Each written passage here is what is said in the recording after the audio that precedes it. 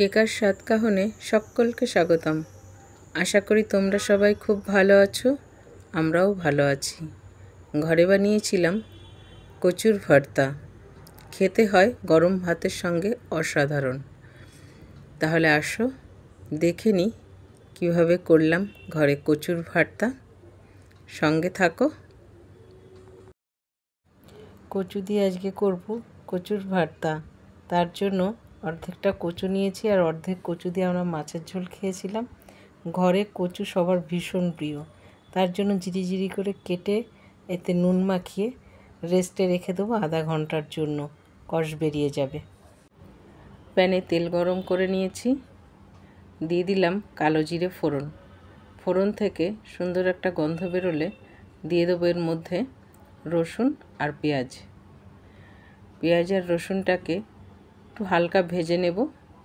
এই পেঁয়াজ আর রসুনের কাঁচা গন্ধটা বেরিয়ে যাবে, বেশ একটা হালকা রং ধরবে, ততটা অবধি ভাজলেই হবে।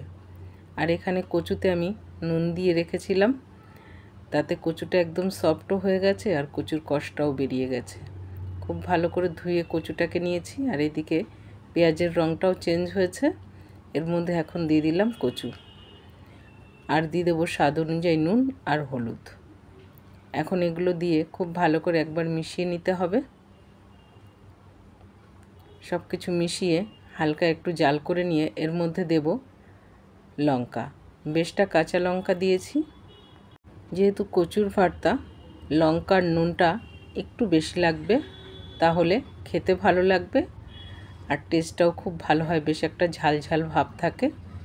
সব কিছুর সঙ্গে মিশিয়ে বেশ ভেজে নিতে হবে। যেহেতু কচু, ভাজাটা একটু কড়া করে ভাজতে হবে, যাতে কচুর রসটা না থাকে। রসটা যাতে খুব ভালোভাবে শুকিয়ে যায় সেইভাবেই এটাকে ভেজে নিতে হবে। যদিও এই কচুটা ভীষণ ভালো ছিল, আমরা মাছের ঝোল খেয়েছিলাম, এতটুকু গলা ধরেনি। কিন্তু ভর্তার কচু সবসময় একটু ভালো করে ভেজে জল টেনে নিলে এর স্বাদটা অনেক গুণ বেড়ে যায়, আর খেতে হয় ভীষণ ভালো। তোমরা কখনো এইভাবে কচুর ভর্তা করে খেয়ে দেখবে, গরম ভাতের সঙ্গে জাস্ট অসাধারণ লাগে খেতে। একবার খেলে তো বারবার মন চাইবে এইভাবে কচুর ভর্তা করে খেতে। ভাজাটা আমার একদম হয়ে গেছে। যে মিক্সিতে আমি লঙ্কাটা পেস্ট করেছিলাম সেই মিক্সের মধ্যেই নিয়ে নিচ্ছি, আর ধুচ্ছি না মিক্সিটা, কারণ ওতে লঙ্কা আছে।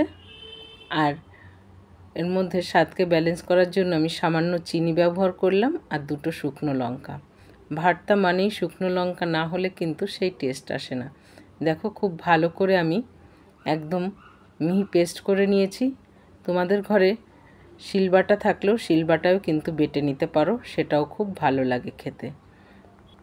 এই ভর্তা যে গরম ভাতে একবার খাবে না সে বারবার খেতে চাইবে, আর যারা একটু কচু প্রেমিক আছো তাদের তো কি বলবো, বারবার এটাই মন চাইবে খেতে। এই কচুর ভর্তা আমি সার্ভ করেছিলাম গরম গরম ভাতের সঙ্গে। গরম ভাতের সঙ্গে জাস্ট অসাধারণ লাগে।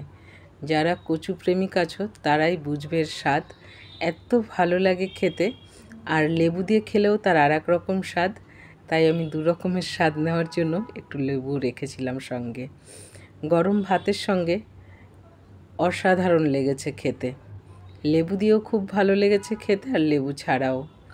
আমরা তো ঘরে সবাই ভীষণ তৃপ্তি করে খেয়েছি। তোমাদের কেমন লাগলো কমেন্টে জানাতে কিন্তু একদম ভুলো না। ভালো লেগে থাকলে চ্যানেলটা সাবস্ক্রাইব করে পাশে থেকো। তাহলে আজ এখানেই শেষ করছি। সবাই ভালো থাকবে, সুস্থ থাকবে। দেখা হবে পরের আরেকটি ব্লগে।